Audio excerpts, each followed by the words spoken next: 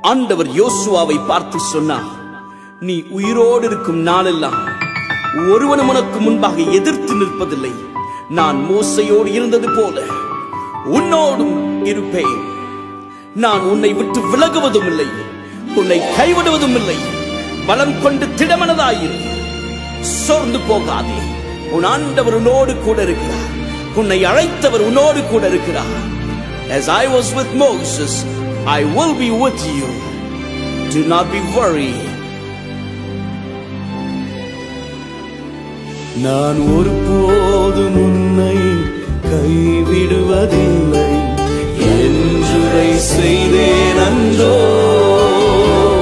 நான் ஒருபோதும் உன்னை கைவிடுவதில்லை என்றுரை செய்தேன் அன்றோ. கடலாழத்திலும் அக்கினி சூளையிலும் உன்னை காத்திடும் பலமானன்றோ. விஷ சர்ப்பங்களோ சிங்க கூட்டங்களோ பயம் வேண்டாமும் அருகில் நான் என்றுரை செய்தவரை ஆராதிப்போம். ஆவியின் ஆராதனை.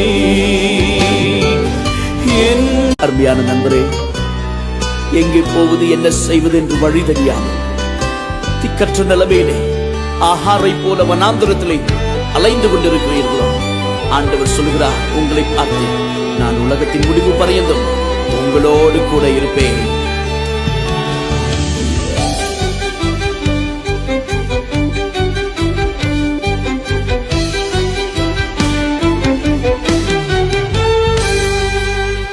ஆறுதல் தர ஒரு வார்த்தை இல்லை, என்ன வந்தாலும் பயமே இல்லை.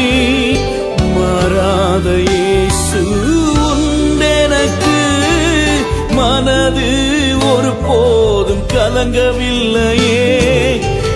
ஏழை எனக்கு அடைக்கலமே, அவர் புயலில் என் கண்மலையே. உன் தேவனாயிருக்கிற கர்த்தராகிய நான் உன் வலதுகையை பிடித்து பயப்படாதே, நான் உனக்கு துணை நிற்கிறேன் என்று சொல்லுகிறார். யாக்கோப் என்னும் சிறு பூச்சியே, இஸ்ரவேலின் சிறு கூட்டமே, பயப்படாதே, நான் உனக்கு துணை நிற்கிறேன் என்று சேனைகளின் கர்த்தர் சொல்லுகிறார். அவர் நெறிந்த நாணலை முறியாமலும் மங்கி எரிகின்றதான திரியை அணையாமலும் இருக்கிற தெய்வம். அவர் உன்னோடு கூட இருக்கிறார். உன் வாழ்க்கையில் அற்புதம் நிச்சயம். Receive your miracle. சோர்ந்து போகாதீங்க, அப்பா உங்களோடு கூட இருக்கிறார். நிந்தைகள் உன்னை சூழ்கின்றதோ, தம் கரங்கள் என்றும் உயர்ந்திடுமே. நல்வசனத்தின் வல்லமையாய் வல்லவரின் சமூகம் நிறைந்திடுமே. எலியாவின் தேவன் எங்கே என்ற அற்புதம்